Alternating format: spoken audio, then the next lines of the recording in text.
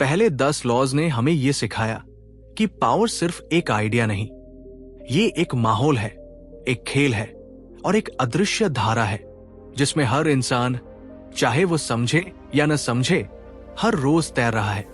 लेकिन अब कहानी और गहरी होने वाली है, क्योंकि पार्ट 2 में जिन लॉज को हम समझेंगे वे सिर्फ सर्वाइवल नहीं सिखाते, वे डोमिनेशन सिखाते हैं। वे बताते हैं कि पावर को सिर्फ बचाना नहीं, उसे बढ़ाना भी पड़ता है।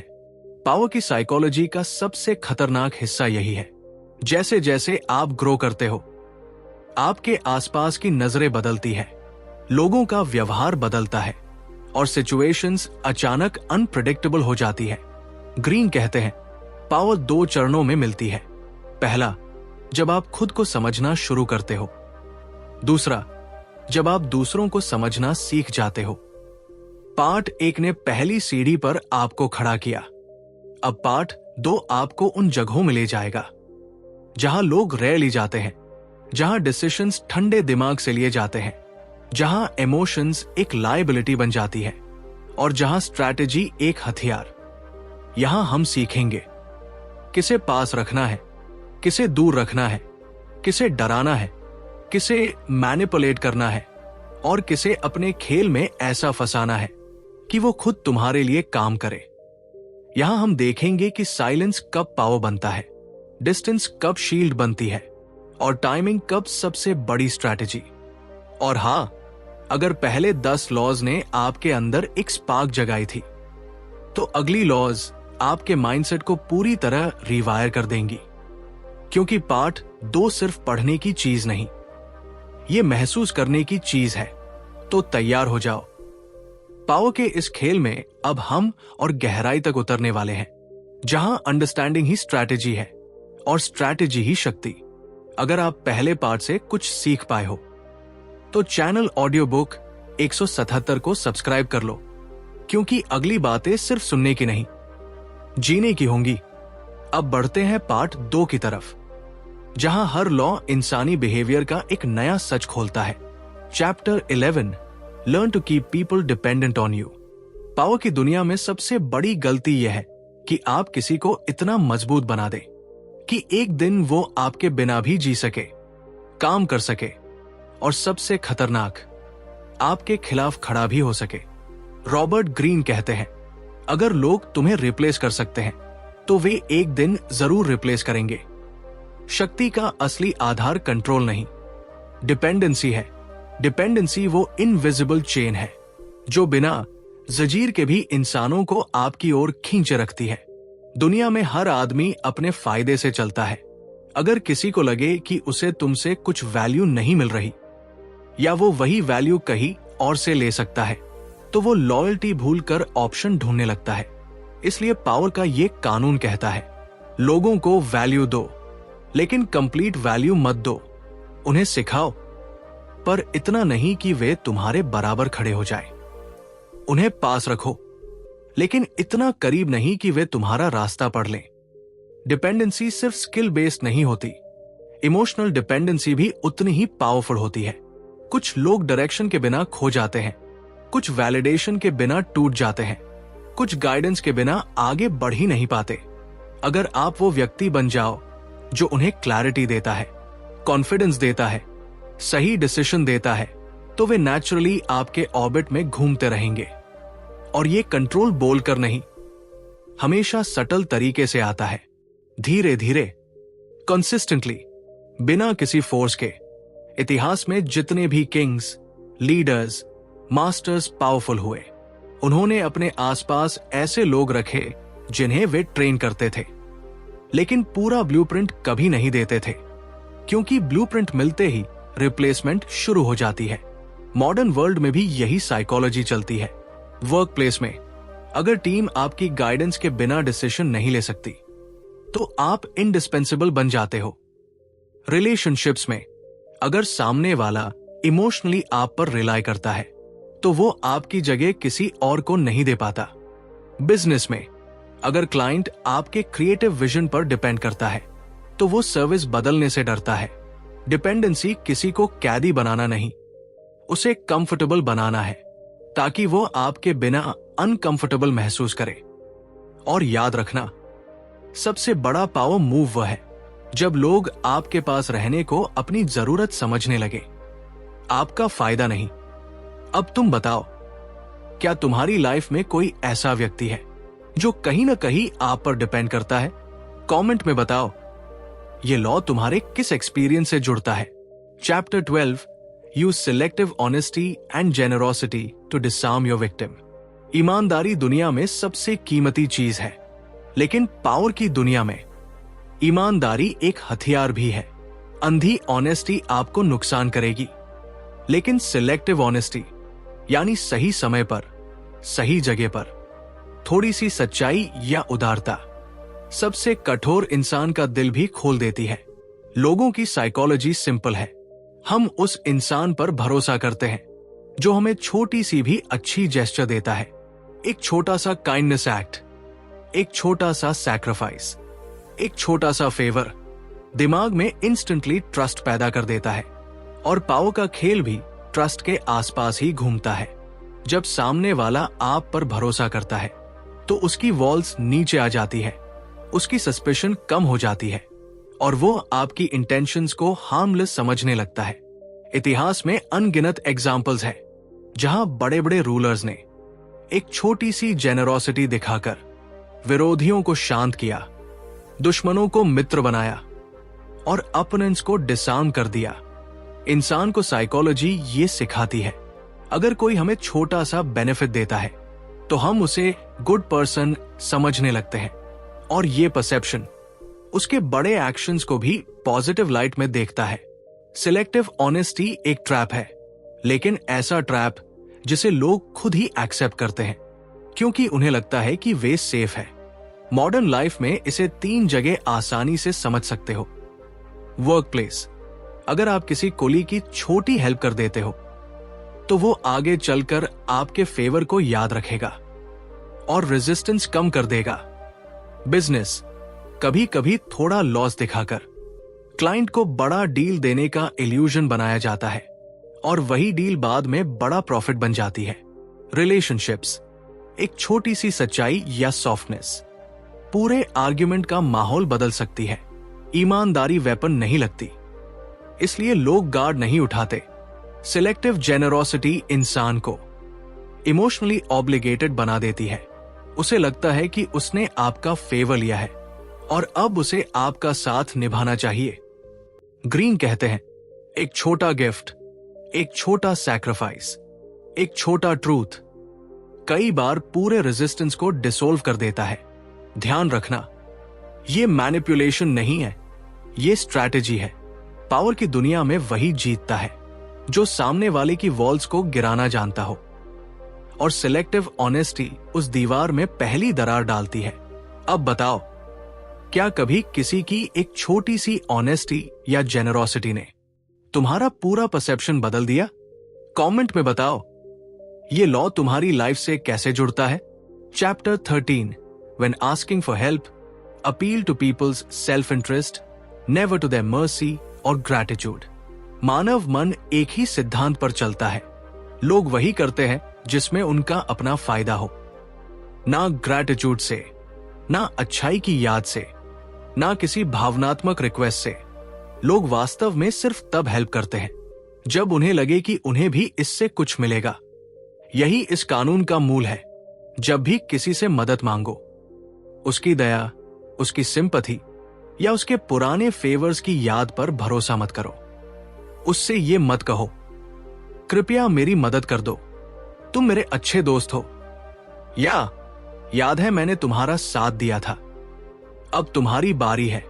ये बातें इंसान के मन में गिल्ट तो पैदा करती हैं, लेकिन एक्शन नहीं, क्योंकि गिल्ट शॉर्ट टर्म है, सेल्फ इंटरेस्ट लॉन्ग टर्म। इतिहास में हर सफल व्यक्ति ने यही सीखा। अगर किसी से काम करवाना है तो उसे दिखाओ कि तुम्हारा फायदा उसके लिए भी फायदा है। इंसान तब तेजी से काम करता है जब उसे रिजल्ट अपने लिए दिखता है, और यही साइकोलॉजी हर नेगोशिएशन, हर रिक्वेस्ट, हर अलायंस की रीढ़ है। सोचो, एक व्यापारी तभी पार्टनरशिप करता है जब उसे उससे प्रॉफिट दिखे। एक नेता तभी किसी का साथ देता है जब उससे इन्फ्लुएंस बढ़े। एक दोस्त भी कभी कभी तभी जेन्युइनली हेल्प करता है जब उसे लगे कि वो तुम्हारी हेल्प करके अपने ईगो, आइडेंटिटी या इंपॉर्टेंस को फुलफिल कर रहा है। ग्रीन कहते हैं, दूसरों को उनकी अच्छाई की वजह से नहीं, उनकी भूख की वजह से चलाओ। इसका मतलब क्या है? सिंपल, जब भी तुम किसी से हेल्प या सपोर्ट मांगते हो तो पहले ये समझो कि सामने वाले को क्या चाहिए। Power, respect, visibility, validation, profit, reputation, comfort, status या कंट्रोल। फिर अपनी रिक्वेस्ट को ऐसे ढालो कि उसे लगे कि ये सब उसे मिलेगा और तुम ऑटोमेटिकली उसे वैल्यूएबल लगने लगोगे। पावर की दुनिया में ये एक कला है, अपनी रिक्वेस्ट को दूसरे के ड्रीम से जोड़ देना। यही कारण है कि बड़े नेता लोगों से आस्क नहीं करते, वे लोगों को फील करवाते हैं कि ये अपॉर्चुनिटी दोनों के लिए विन विन है। और ध्यान रखना, जब लोग सेल्फ इंटरेस्ट में हेल्प करते हैं तो वे पूरी ताकत से करते हैं, क्योंकि वो काम अब उनका भी हो चुका है। अगर आप किसी की दया पर डिपेंड करते हो तो आप कमजोर दिखते हो। अगर आप किसी की सेल्फ इंटरेस्ट को एक्टिवेट करते हो तो आप स्ट्रैटेजिस्ट दिखते हो। और दुनिया स्ट्रैटेजिस्ट को फॉलो करती है, विक्टिम को नहीं। अब तुम बताओ, क्या तुम्हें कभी ऐसा लगा कि लोग तभी हेल्प करते हैं जब उन्हें खुद कुछ मिलता है? कमेंट में अपनी कहानी लिखो। ये लॉ हर किसी पर लागू होता है। Chapter 14, pose as a friend, work as a spy. दुनिया ऊपर से जितनी सिंपल दिखती है, भीतर से उतनी ही लेयर्ड होती है। लोग जो बोलते हैं वो रेयरली सच होता है, और जो छिपाते हैं वही अक्सर आपको नुकसान पहुंचाता है। यही वजह है कि पावर की दुनिया में सबसे महत्वपूर्ण स्किल ये है कि आप लोगों को समझें, लेकिन उन्हें यह कभी महसूस न होने दे कि आप समझ रहे हो। रॉबर्ट ग्रीन इस कानून में बताते हैं कि किसी भी व्यक्ति पर इन्फ्लुएंस बनाने से पहले आपको उसकी इच्छाएं, उसकी आदतें, उसकी कमजोरियां और उसकी सोच को गहराई से पढ़ना सीखना होगा। और इसके लिए सबसे सटल, सबसे इफेक्टिव तरीका है दोस्त बनकर रहना और भीतर से क्वाइटली ऑब्जर्व करना। जब आप किसी के सामने खुद को फ्रेंड की तरह प्रेजेंट करते हो, लोग नेचुरली खुल जाते हैं। वे अपनी इनसिक्योरिटीज, अपने ड्रीम्स, अपनी फियर्स और अपनी पर्सनल प्रॉब्लम्स खुद ही रिवील कर देते हैं। इंसान की नेचर ही ऐसी है, उसे कंपेनियनशिप चाहिए, और कंपेनियनशिप के अंदर ट्रूथ छिपा नहीं रह पाता। लोग किसी फ्रेंड के सामने गार्ड नहीं रखते, वे मास्क उतार देते हैं, और जब मास्क उतर जाता है तब असली इंफॉर्मेशन सामने आती है। वही इंफॉर्मेशन जो पावर का असली फ्यूल है। इतिहास के सबसे सफल नेता, राजा, बिजनेसमैन और स्ट्रैटेजिस्ट कभी खुले सवाल नहीं पूछते थे। वे माहौल ऐसा बनाते थे कि सामने वाले खुद सब बता दे। एक दोस्ताना हंसी, एक कैजुअल पूछताछ, एक सिंपैथी का छोटा सा जेस्चर, और लोग वो बातें बोल देते थे जो वे सबसे छुपाकर रखते थे। उन्हें लगता था कि वे शेयर कर रहे हैं, लेकिन सच ये है कि वे एक्सपोज हो रहे थे। यही तरीका आज भी कॉर्पोरेट ऑफिसेज, पॉलिटिकल सर्कल्स और बिजनेस नेगोशिएशंस में क्वाइटली काम करता है। जो लोग सबके फ्रेंड बने रहते हैं वही सबसे ज्यादा जानकारी के मालिक बनते हैं। और जानकारी क्यों जरूरी है? क्योंकि इंफॉर्मेशन ही डायरेक्शन है। जब आप जानते हो कि किसी को क्या चाहिए, किससे डर लगता है, किस पर भरोसा है, किससे जेलसी है, तो आप उसकी नेक्स्ट मूव को प्रेडिक्ट कर सकते हो। आप उसकी सोच को सटली इन्फ्लुएंस कर सकते हो, उसके डिसीजंस को अपनी तरफ मोड़ सकते हो और उसके बिहेवियर को अपने फेवर में शेप कर सकते हो। एक स्ट्रैटेजिस्ट की जीत ब्रूट फोर्स से नहीं होती, इंफॉर्मेशन से होती है। लेकिन यह कानून एक बहुत बड़ा वार्निंग भी देता है। अगर आप ओपनली क्यूरियस या ओपनली नोजी दिखोगे तो लोग सस्पिशियस हो जाएंगे।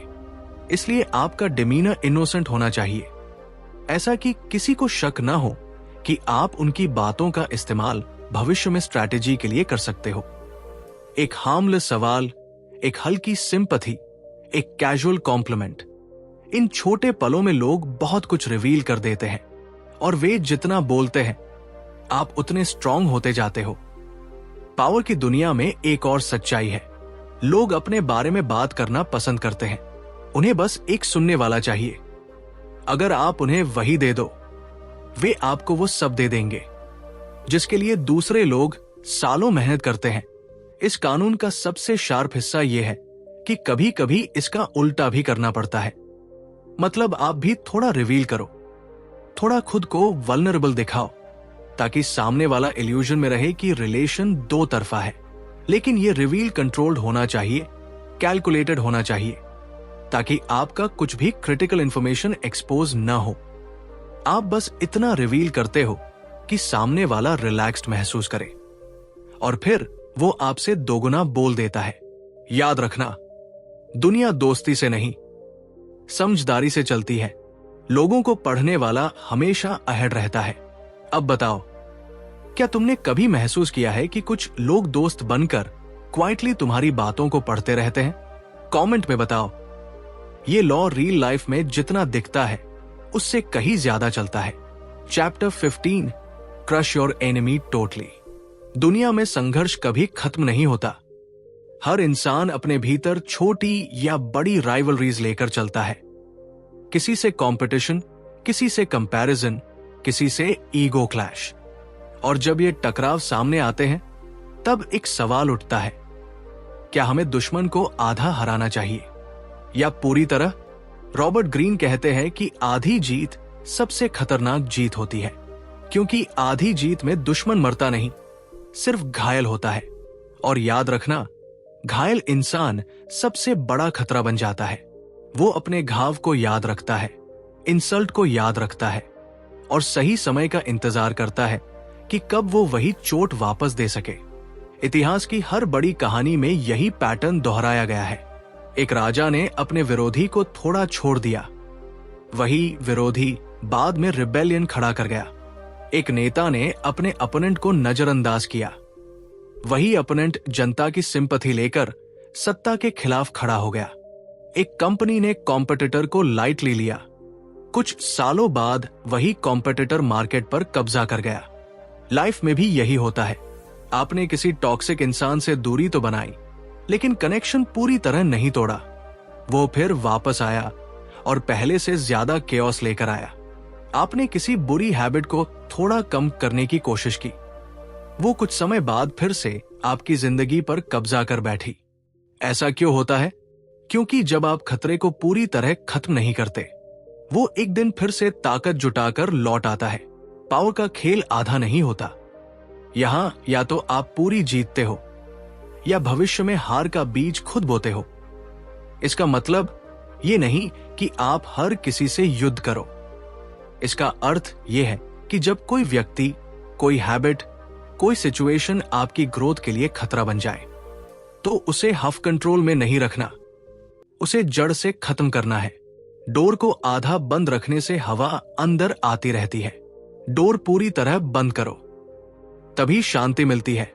ग्रीन एक गहरी बात लिखते हैं, a feared enemy can recover, a destroyed enemy never will. Life में पीस और कंट्रोल तभी आते हैं जब आप उन चीजों को डिसाइसिवली खत्म करते हो जो आपकी स्टेबिलिटी को बार बार तोड़ती है। सोचो, क्या तुम्हारे जीवन में भी कभी ऐसा हुआ है कि तुमने किसी प्रॉब्लम या व्यक्ति को पूरी तरह नहीं हटाया और वही चीज बाद में और ज्यादा ताकत से लौट आई? कमेंट में बताओ। ये लॉ हर इंसान को एक बार जरूर सिखाता है। Chapter 16, use absence to increase respect and honour. इंसान की फितरत अजीब है। जो चीज हमेशा सामने रहती है, धीरे धीरे उसकी वैल्यू कम हो जाती है, और जो चीज दूर हो जाती है वो अचानक ज्यादा प्रेशियस लगने लगती है। यही इस कानून का असली रहस्य है। कभी कभी आपकी गैर मौजूदगी आपकी मौजूदगी से ज्यादा ताकत देती है। जब आप हमेशा उपलब्ध रहते हो, लोग आपको फॉर ग्रांटेड लेने लगते हैं। उन्हें लगता है कि आप कहीं नहीं जा रहे, आप हमेशा यही हो, और इसलिए वे आपकी वैल्यू को मेजर करना बंद कर देते हैं। लेकिन जैसे ही आप थोड़ा स्पेस बनाते हो, थोड़ा पीछे हटते हो, थोड़ी दूरी चुनते हो, लोग आपको नए नजरिए से देखना शुरू करते हैं। आपकी एनर्जी रेयर लगती है, आपकी प्रेजेंस पावरफुल लगने लगती है, आपके वर्ड्स का वजन बढ़ जाता है। सोचो, कितनी बार ऐसा हुआ है कि कोई व्यक्ति हमेशा आपके आसपास था और आप उसकी इंपॉर्टेंस समझ ही नहीं पाए, लेकिन जैसे ही वो दूर हुआ, उसकी जगह, उसकी अच्छाई, उसकी ताकत सब अचानक साफ दिखने लगी। क्यों? क्योंकि एब्सेंस कहानी बदल देती है। ये आपके वैल्यू को एम्पलीफाई करती है। ग्रीन कहते हैं, बहुत ज्यादा दिखना बहुत जल्दी चीप बना देता है। पावरफुल लोग ये समझते हैं। वे भीड़ में भीड़ की तरह नहीं घूमते। वे अपनी प्रेजेंस को केयरफुली मैनेज करते हैं। कब दिखना है, कब गायब होना है। मॉडर्न दुनिया में ये लॉ और भी शक्तिशाली है। अगर आप लगातार ऑनलाइन, अवेलेबल, रिप्लाइंग, एक्सेसिबल बने रहते हो, लोग आपकी जगह किसी भी मोमेंट किसी और को रिप्लेस कर सकते हैं।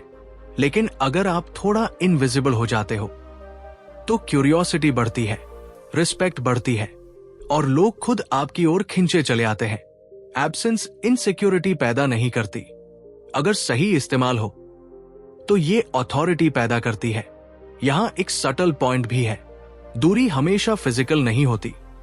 कभी कभी आप इमोशनल तौर पर थोड़े अनअवेलेबल हो जाओ, थोड़ा मिस्टेरियस बन जाओ, थोड़ा अपनी दुनिया में डूब जाओ, तो लोग आपको लाइटली लेना बंद कर देते हैं। आप सडनली प्रेडिक्टेबल नहीं रहते और अनप्रेडिक्टेबिलिटी हमेशा पावर से जुड़ी होती है। लेकिन याद रखना, एब्सेंस ओवरयूज करने से खत्म भी कर देती है। बहुत ज्यादा दूर चले गए तो लोग आगे बढ़ जाते हैं। इसलिए ये कला है, सही वक्त पर डिस्टेंस, सही वक्त पर रिटर्न। यही बैलेंस पावर को तेज बनाता है। अब तुम बताओ, क्या तुम्हें कभी महसूस हुआ है कि डिस्टेंस ने तुम्हारी वैल्यू बढ़ाई? कमेंट में लिखो। ये लॉ हर रिलेशनशिप और हर करियर में काम आता है। Chapter 17, keep others in suspended terror, cultivate an air of unpredictability. इंसान सबसे ज्यादा किस चीज से डरता है? अंधेरे से, ऊंचाई से, असफलता से? नहीं, इंसान सबसे ज्यादा डरता है अनिश्चितता से। जब लोगों को पता नहीं होता कि आप अगला कदम क्या उठाओगे, आप कैसे रिएक्ट करोगे, आप किसी स्थिति में क्या फैसला लोगे, तो उनके दिमाग में एक सटल भय पैदा होता है। ये वही भय है जो पावर को जड़ से मजबूत करता है। प्रेडिक्टेबल इंसान को कोई सीरियस नहीं लेता। प्रेडिक्टेबल इंसान कंफर्टेबल लगता है, रीडेबल लगता है, मैनेजेबल लगता है। लेकिन अनप्रेडिक्टेबल इंसान वो लोगों के दिमाग में प्रश्न पैदा करता है, ये अब क्या करेगा? और ये प्रश्न ही वो पावर है जिसके जरिए आप पूरे माहौल को कंट्रोल कर सकते हो। ग्रीन का कहना है कि अनप्रेडिक्टेबिलिटी आपको सिर्फ मिस्टेरियस नहीं बनाती, ये आपको डेंजरस बनाती है। और डेंजरस लोग हमेशा अथॉरिटी कमांड करते हैं। इतिहास में जितने भी बड़े कमांडर्स थे, उन्हें अपने दुश्मनों को कंफ्यूज्ड रखना आता था। एक दिन काइंडनेस, दूसरे दिन कोल्ड साइलेंस। लोग समझ ही नहीं पाते थे कि उनका ओरिजिनल फेस कौन सा है, और यही कंफ्यूजन उन्हें मेंटली कमजोर कर देती थी। आज की दुनिया में भी यही साइकोलॉजी काम करती है। अगर लोग आपको पूरी तरह पढ़ लेते हैं तो वे आपको कंट्रोल कर सकते हैं, लेकिन अगर वे आपके बारे में निश्चित नहीं हैं, तो वे हमेशा एक कदम पीछे रहते हैं, सावधान रहते हैं और आपको लाइटली लेने की गलती नहीं करते। ये लॉ सिखाता है कि कभी कभी अपनी बिहेवियर का प्रेडिक्टेबल पैटर्न तोड़ो। कभी अचानक शांत हो जाओ, कभी अचानक असर्टिव हो जाओ, कभी अचानक पीछे हट जाओ, कभी अचानक लीडरशिप ले लो। ये अनप्रेडिक्टेबिलिटी लोगों को मेंटली डिसआर्म कर देती है। और सबसे बड़ी बात, जब लोग आपके बारे में अजम्पशन नहीं बना पाते तो वे आपकी रिस्पेक्ट बढ़ाते हैं, क्योंकि अनसर्टेनिटी अथॉरिटी पैदा करती है। लेकिन यहां एक खतरा भी है। अनप्रेडिक्टेबिलिटी चाइल्डिश या केओटिक नहीं होनी चाहिए। ये कैलकुलेटेड होनी चाहिए, कंट्रोल्ड होनी चाहिए, स्ट्रैटेजी के साथ इस्तेमाल की जानी चाहिए।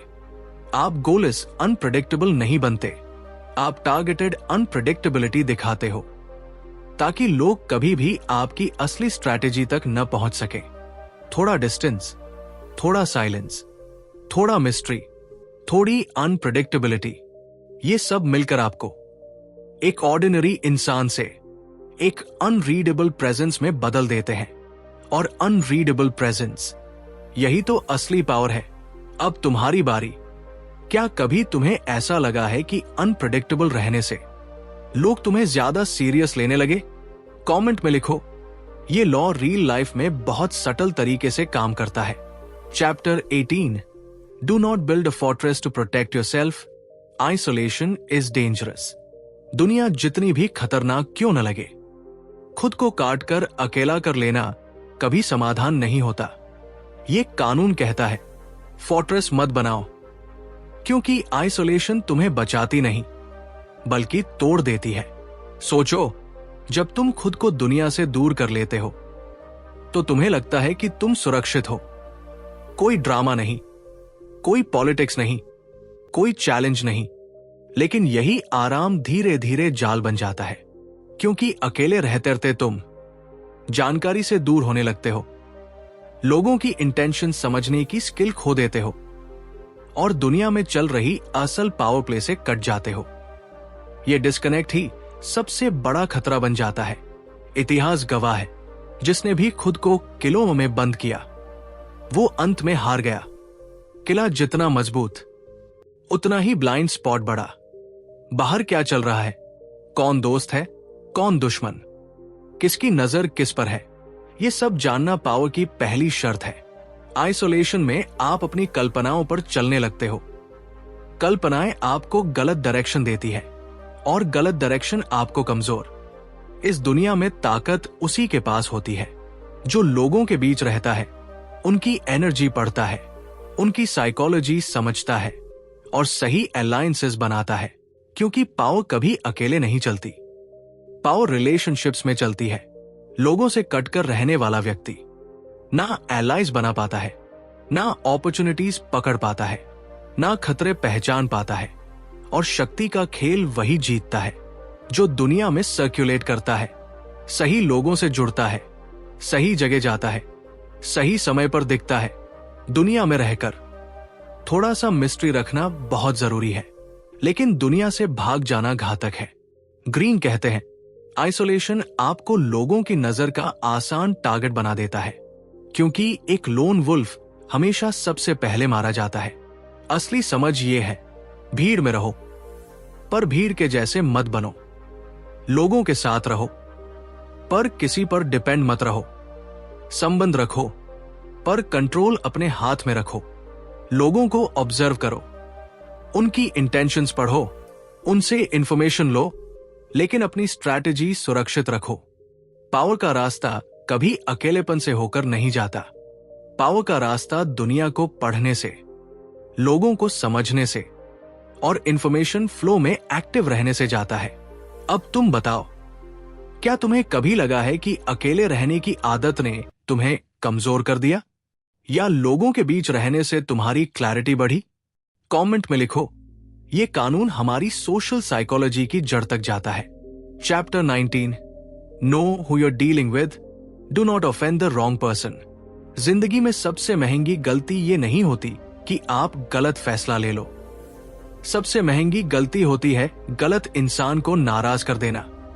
ये कानून हमें सिखाता है कि हर इंसान एक जैसा नहीं होता और हर व्यक्ति को एक ही स्ट्रैटेजी से हैंडल नहीं किया जा सकता। दुनिया 5 तरह के लोगों से भरी है। कुछ लोग ईगो ड्रिवन होते हैं, कुछ रिवेंज ड्रिवन, कुछ डरपोक लेकिन अंदर से जहरीले, कुछ सीधे सादे पर डेंजरसली फूलिश, और कुछ ऐसे जो शांत दिखते हैं लेकिन बदले की आग वर्षों तक छुपा कर रखते हैं।